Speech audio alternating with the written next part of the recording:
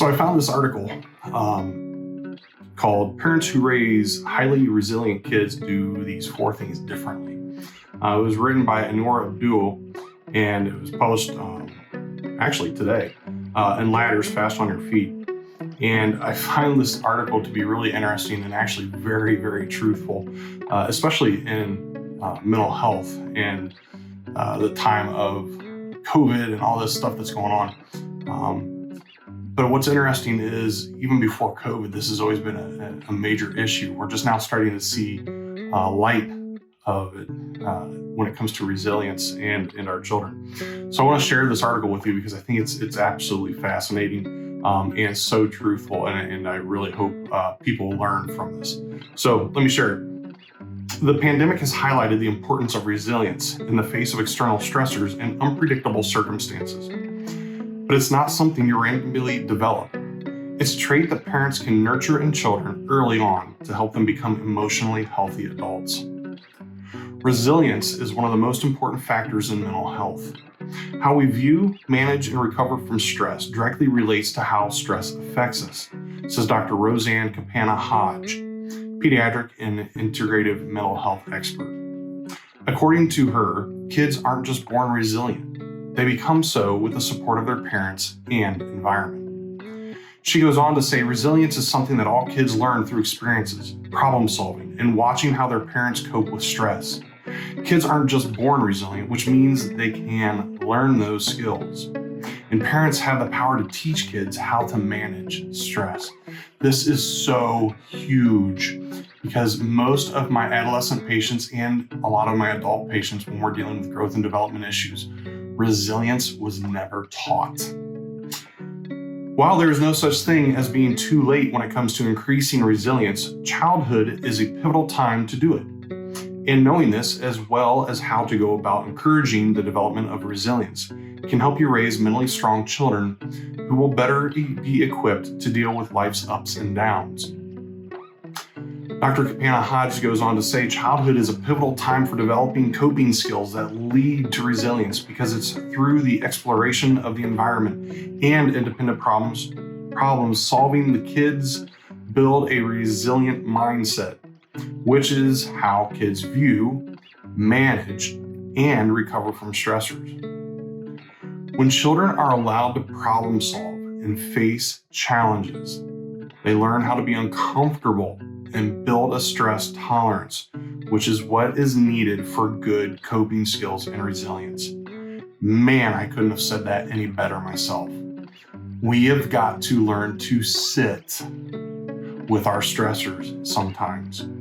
There are times where we are not going to be able to numb. We are not going to be able to take away the pain. We've got to learn to sit with it. And resilience training is huge and fundamental for this.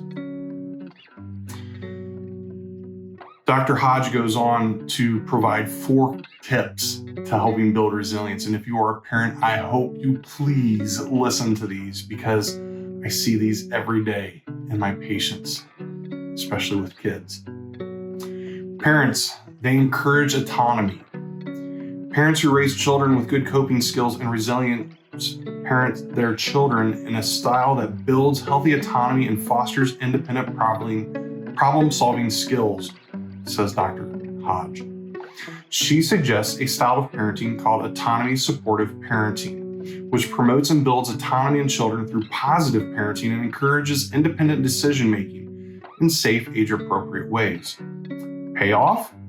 Children start feeling more comfortable and capable of managing whatever life throws at them. For example, you could present your child with a few options within appropriate constraints. Explain what each of them entails and ask him or her to pick one based on the information presented. It's not about letting kids do what they want at all times, but involving them in decisions so they can feel more in touch with their inner guidance, commitment, and responsible, according to advanced psychology. This is huge, folks. So many children, even teenagers, really struggle with this because they're not being involved or taught how to be raised or how to make decisions. Everything is being done for them. Even into their teenage years, everything is being told and being how to do and done. it's not helping. This is not a healthy parenting practice. The other thing, number 2, she says they help their kids develop good coping skills. This is huge. This is usually the first 5 sessions that I have with patients, is learning how to develop coping skills. Stress-inoculated kids have parents who emphasize coping skills instead of coddling them when something doesn't go their way, Dr. Hodge states. When parents emphasize that life isn't perfect, that there will be times when you will be uncomfortable, kids will adapt and learn to become more self-reliant and self-aware, which are skills associated with higher degrees of confidence, happiness, and overall wellness. While it's difficult to see your children experience setbacks or uncomfortable emotions, it's critical not to try to immediately fix the situation for them or brush it off, but to allow them to process their emotional state and develop the trust they can withstand and adapt to moments of discomfort. As a result, kids grow up to become resilient adults who are happier and see stressors in a more positive light, and they're less likely to feel the effects of stress, says Dr. Hodge. Number 3, they don't helicopter their children. This is huge. I see this almost on a daily basis. According to Dr. Hodge, if you want to raise mentally strong kids, it's super important not to become a helicopter parent.